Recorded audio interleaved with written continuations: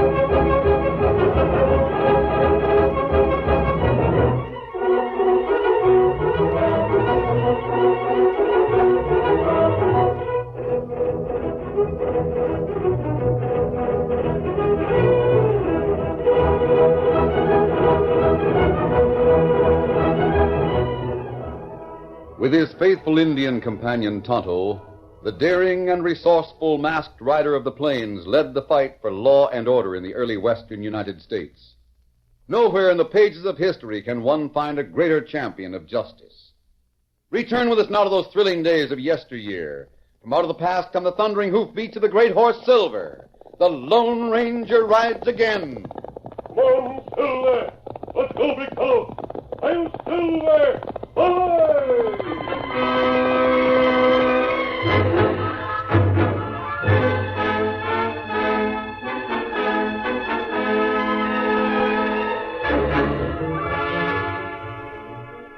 It was late afternoon. The main street of Overland, a little cow town in West Texas, was almost deserted. This fact alone made the setting an ideal one for the outlaw trap which Sheriff Geiger had planned so carefully. For well over an hour, the crag-faced old lawman and Bob Cole, his deputy, had waited patiently just inside an empty livery stable. And it was no accident that the stable was directly across the street from the Overland Bank. Yeah, no sign of any bank robbers so far, Sheriff. No. Maybe that tip you got wasn't on the level. Maybe, but I doubt it. Day's not over yet. We'll wait a while longer. Yeah, sure, anything you say. I was just wondering. What? You said you got the tip-off in a letter. Somebody wrote and told you an outlaw was going to try to hold up the bank today. That's right. Well, who wrote the letter? Can you depend on who? I'd stake my life on the word of the gent who gave me this tip. He's a real friend of mine. A special friend. Yeah, I guess you know what you're doing. I just... Say, there's Sal Christopher owns a bank and Tate Moran is cashier. Yes. Guess they're heading over to the hotel for supper. That leaves old man Simpkins, the bookkeeper, alone in the bank. Well, why'd you tell Sal and Tate about the tip-off? After all, it's Sal's bank and Tate works for him. Seems to me they'd be interested in knowing I don't believe in talking about things that might happen, Bob. Better to wait until... Look. Oh, you good. Well, I'll be... Hey, that Jasper's racking his bronc right in front of the bank. Look, he's walking inside. Do you think he might be the one? I don't know. We'll find out soon enough. Angle across the street to the left. I'll take this side. Keep your gun handy, but don't start shooting unless... Well, wait till I give the word. All right, Sheriff.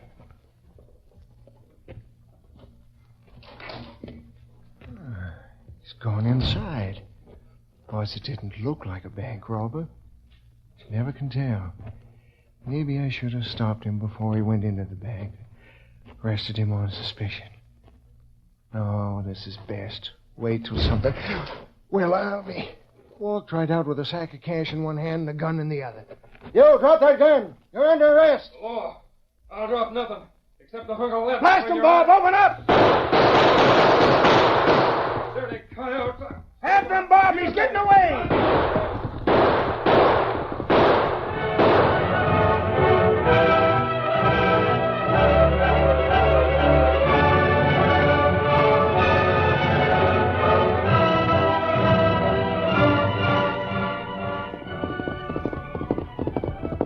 Ho there! Ho, boy! Well, I got the critter, Sheriff. I nailed him in that little ravine east of town. Good. He ain't got much of that cash left on him. Must have thrown most of it away. If he took the chance on robbing a bank, why would he throw the money away? Yeah, maybe he figured he'd come back and pick it up later. What happened, Sheriff? Started out to be a bank robbery, Mr. Christopher. Nothing but a dead owl hoot now. Well, thank heaven you were right here, Sheriff. Who is the man, do you know? Never saw him before. Search his clothes, Bob. Maybe find something. Yeah, Never mind, Bob. I'm right here. I can go through his pockets. Great big fella, ain't he? Yeah. Here's something. His charge papers from the Army. Got his name and everything. That's good. At least we'll have some way to mark the critter's grave when we plant him in Boot Hill tomorrow.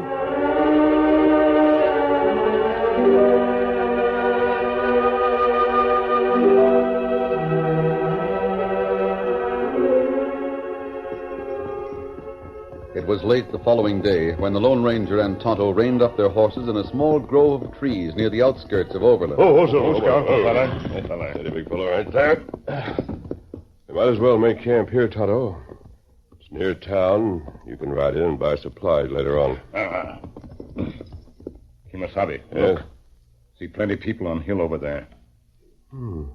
Yes, there is quite a crowd.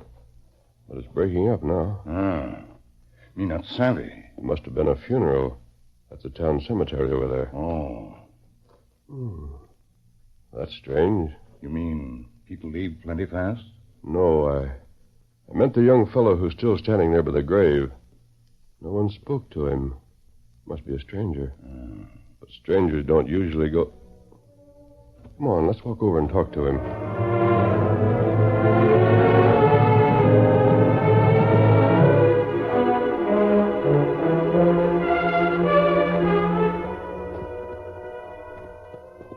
Excuse me. My friend and I don't want to intrude. If we can be of any help, we... I'll be... Masked gent and Injun. Outlaws. Oh, we're not outlaws. And why are you... Doesn't make any difference. I guess anything can happen, even masked outlaws walking around in broad daylight. Down in this local country. Isn't this your home? No. At least I've got that much to be thankful for. Was the person they just buried a relative of yours? Look at the writing on that wooden slab at the head of the grave. All right.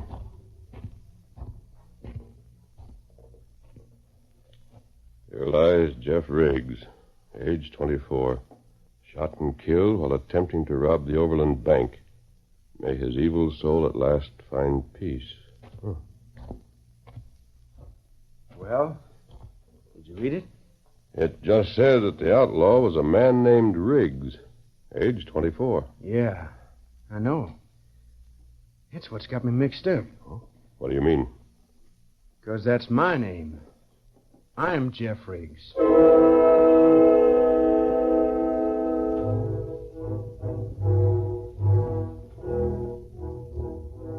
A short time later, in the Lone Ranger's camp, Jeff Riggs told the masked man and Tonto a strange story. You see, I had a job punching cows on the spread up in Wyoming.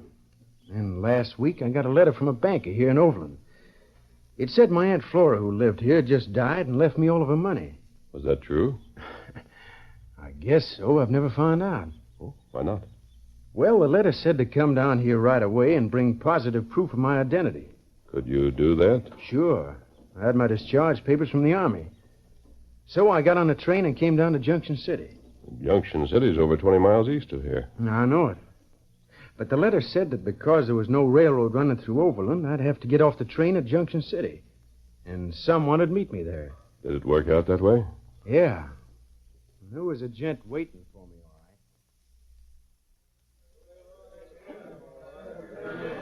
right. Welcome to Junction City, Jeff. My name's Moran. Tate Moran. How do you do? Mr. Christopher from the Overland Bank sent me to meet you. Well, that's mighty nice of Mr. Christopher. I brought my rig. We'll drive over there in the morning. Better for you to rest here in Junction City tonight. Got a room reserved for you at the hotel. Did you spend the night in Junction City? Most of it.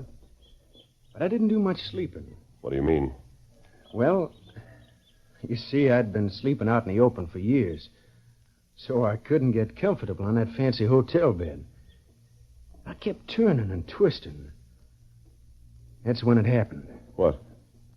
I heard a key turning. Then the door swung open. Real soft light.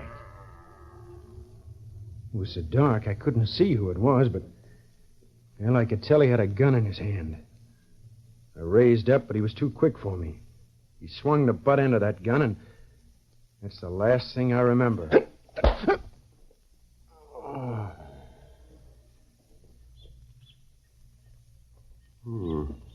When did you regain consciousness? This morning.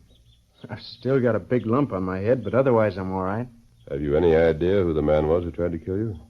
I've got a hunch it was Tate Moran. Oh, what makes you think so? Well, because the hotel clerk told me that Moran had vamoosed. I rented a horse and rode over here to Overland. Have you seen Moran since you arrived? No. Because whoever hit me over the head stole my Army discharge papers. When I got to town, they were having a funeral for a gent that everybody said was me. Why didn't you go to the bank and talk to Mr. Christopher or Moran? Because I don't trust that Moran hombre. Another thing, how can I prove who I really am without those papers? It does complicate things.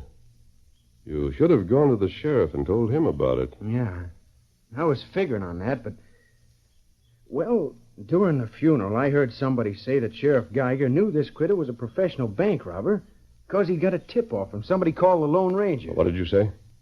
I never heard of anybody by that name, but... Why? Anything wrong? Here, Silver. Guess I don't understand. Neither do I. I intend to find out. Right there, big fella. Easy. If you're pulling out, I guess I'll go into town and look up this Tate Moran. I'll accuse No, him of... Jeff. That wouldn't do any good. You wait here in camp with Tonto. I'll be right back. Yeah, but what am I going to do about all this? Don't worry. You won't be alone. We'll both do something about it. Come on, Silver.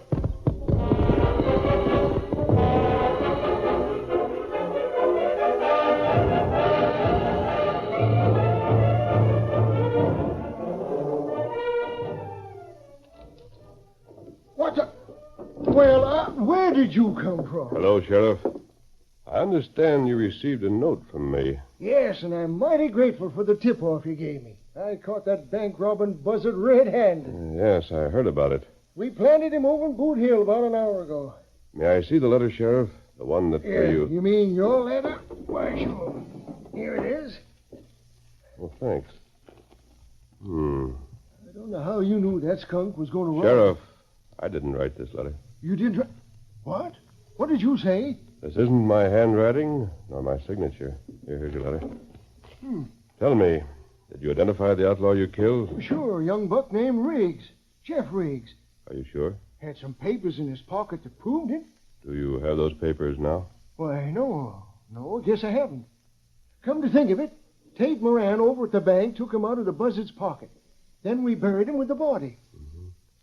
Sheriff, I don't know who it was who robbed the bank, but I'm sure the man buried up in Boot Hill isn't Jeff Riggs. Isn't Jeff? I'm also convinced that Mr. Saul Christopher or Mr. Tate Moran do know who's buried up there. Christopher and Moran, eh? Right. You mean those two hombres are trying to pull a shenanigan? They've already pulled it. Yeah? You know, I never have trusted either of those gents. I'll rustle them out of bed right I know, now. Sheriff. You see, I'm involved in this, too. And we need proof before we can accuse anyone of a crime. You say you didn't write this letter. That's crime enough for me. I'll get Christopher and Moran. No, I think it would be a lot better to let them convict themselves. What do you mean? Wait a couple of days. I'll keep in touch with you. In the meantime, I'll ask a dead man to help us. Dead man? Sometimes fear is more powerful than lead. I'll see you later, Sheriff. Well, I'll be. If I didn't know he was the Lone Ranger, I'd swear that man was plumb loco. Come on, Silver.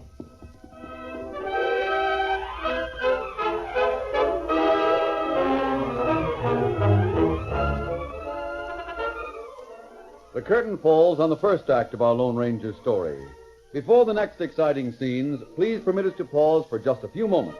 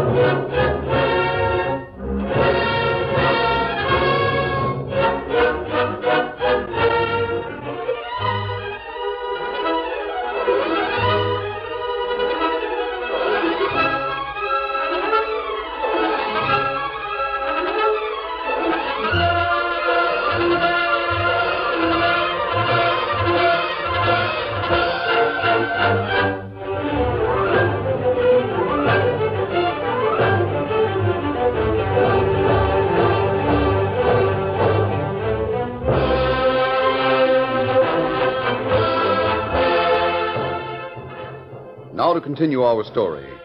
After the Lone Ranger left Sheriff Geiger's office, he returned to the camp where Tonto and Jeff Riggs were waiting for him. There he proposed a plan that would take several days to complete. Now, Jeff, this is what I want you to do. Write a letter to Saul Christopher. Pretend that you've just received his letter. Tell him you'll arrive in Junction City the following day. What good will that do? Otto, as soon as he finishes that note, I want you to take it and ride north. And where me go? To the town nearest the ranch where Jeff used to work. Mail it at the post office there. Me go. Then ride back to Junction City, and I'll meet you near the river east of town. All this is too deep for me. I can't figure out what you're doing. Simple, Jeff. That's the main reason why it should work out. You and I'll go to Junction City. The day after tomorrow, you'll pretend you just got off the train. What's the idea? Because tomorrow afternoon, Mr. Saul Christopher will receive a letter he'll hardly believe.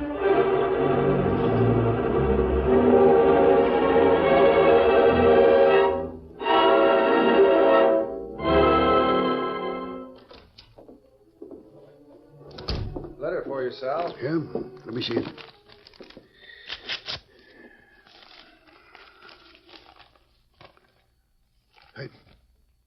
This is impossible. What's wrong? This letter is from that cowpuncher up north, Jeff Riggs. Riggs? Listen. He says, Dear Mr. Christopher, I'm sorry to hear about Aunt Flora's death. However, I'll follow your instructions regarding a will. I'll arrive in Junction City tomorrow afternoon. Sincerely yours, Jeff Riggs. Oh, I know what it is. That letter's been delayed some way. Should have been here last week. Doesn't make any difference now. I met... Wait a minute. Look at the date at the top of this page. Date? Why, sure, it's... Yesterday morning. No.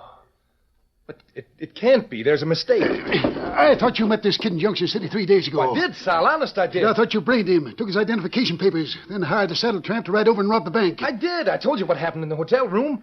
Then I hired the tramp after I'd written a note to Sheriff Geiger here in town, tipping him off so the tramp would be killed. It all worked out just like we planned. Then how do you explain this letter? Wait, it's a mistake. Riggs must have written it before he left up north. Put the wrong date on it. Maybe you're right. But just to make sure, you better go over to Junction City tomorrow and meet that train. While you're there, see if an unknown dead man was found in the hotel. I don't know what happened over there before, but I do know what will happen to you and me if that Riggs kid is still alive. You mean... You know what I mean. Like... All right. I'll do it.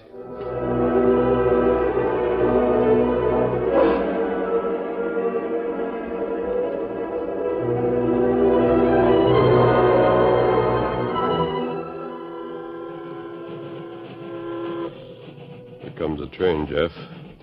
We're on the other side of it now, but you can pretend you just got off. Suppose Tate Moran doesn't see me. He'll see you. Well, I'm afraid it'll be a shock. What'll I do then? Whatever he suggests.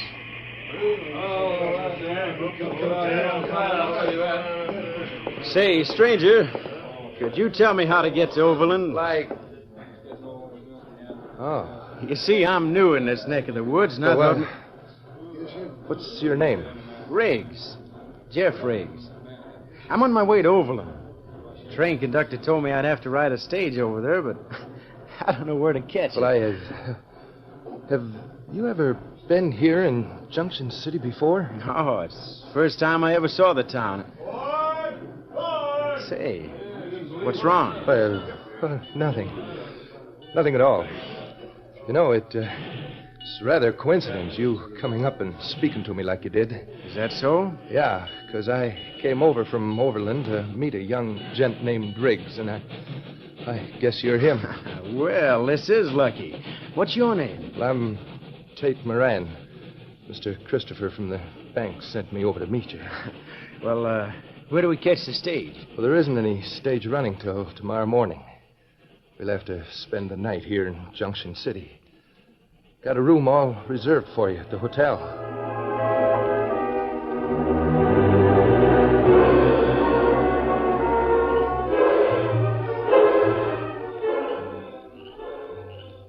Otto. Me here. Tate Moran and Jeff are eating supper in the hotel dining room now. Moran's not wearing his gun belt. Must be in his room.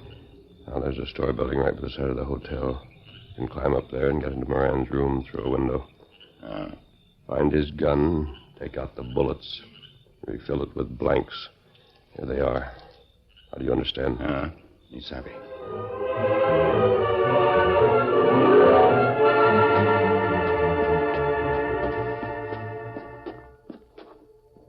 Well, here's your room, Riggs. My bunk is one flight up. Couldn't get 2 rooms on the same floor. Well, that's all right, Mr. Moran. I feel right at home. What's that? Yeah. For some reason or other, this place is sort of familiar. Why, it's almost as if I'd been here before. I'll see you in the morning.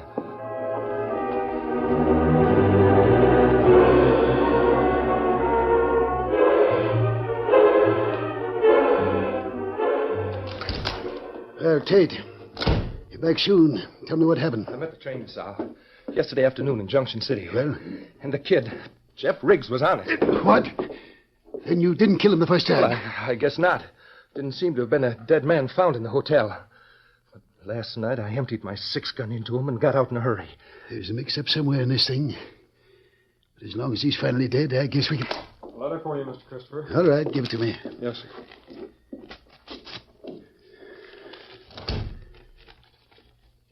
What? Sal, what's wrong? Listen to this. Dear Mr. Christopher, I'm sorry I missed the Junction City train yesterday. I hope I didn't inconvenience you in any way. I've decided to come straight through by stagecoach. I'll arrive about 10 p.m., go right to the bank. Can you meet me there? Sincerely yours, signed, Jeff Riggs. No, it can't be from Riggs. He's dead. It's right here in black and white. But I tell you, Jeff Riggs is dead. Maybe it's him who's lying up there in Boot Hill. Maybe I killed the same man twice. Shut up. There's only one thing to do. We've got to ride out to meet that stage tonight before it hits town. Ride out and meet the... No, not me. I'm not going Yes, you are. We'll both meet the stage. But this time I'll do the shooting. Sal, you can't shoot a dead man. Somebody who's already Stop dead. blubbering. A good solid slug from 45. Doesn't care what it hits. It can be either dead or alive.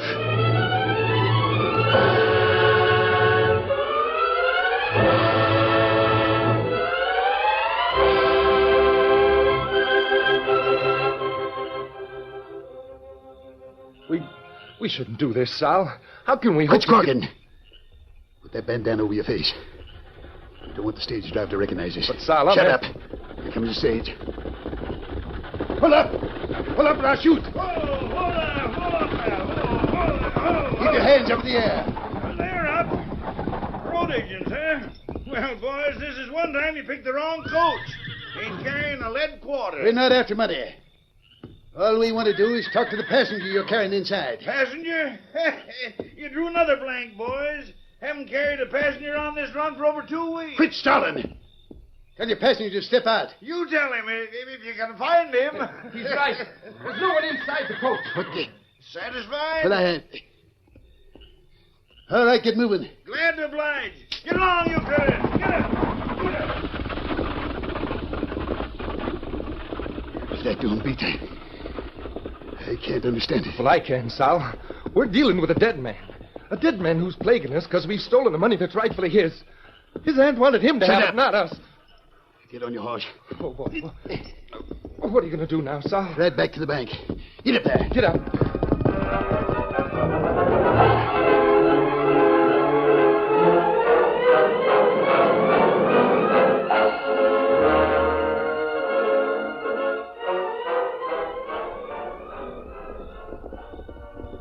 Here they come, Jeff.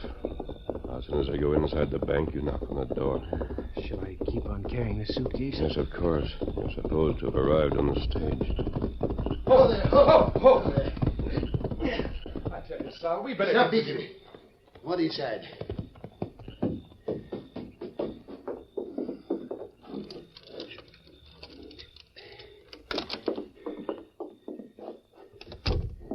Can't figure it out. The whole thing doesn't make sense. Well, when you're dealing with a dead man, how can you expect to make mention sense? that man once again, I'll...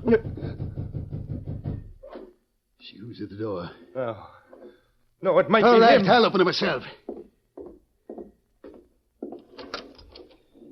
Mr. Christopher, Who are you? I thought you'd be expecting me. I came in on the 10 o'clock stage. You came in on the... Did you get my letter? I'm Jeff Riggs from up north. Sal, it's him. He's the one I killed. He's dead. Shut up, Tate. I will not shut up. You're talking to a dead man. Mr. Christopher, I came to see you about the money my Aunt Flora left to me. Drop that suitcase and get him up. That's better. Now, listen. I don't know what your game is, but you're not going to outsmart me. I'm not trying to outsmart anybody. Yes, you are. But I'm going to plug you, so it doesn't matter how much you know. Sure. I took the cash from your Aunt Flora's estate. She left it in the bank's care. Tate Moran and I have been tapping that account for the last 10 years. I see. Now I'm going to... Oh, you won't? My arm. Slugs in my arm. My scalpel. Where'd you come from? Come on in, Sheriff. Well. Nice little sociable party. You heard everything both of these men said. That amounts to a confession, doesn't it, Sheriff? Sure, I heard every word. Enough to send them both to the penitentiary for life. But how can a dead man come back to life? I'll leave them in your hands. Adios, Sheriff. Good luck, Jim. Oh, now, wait. Wait a minute.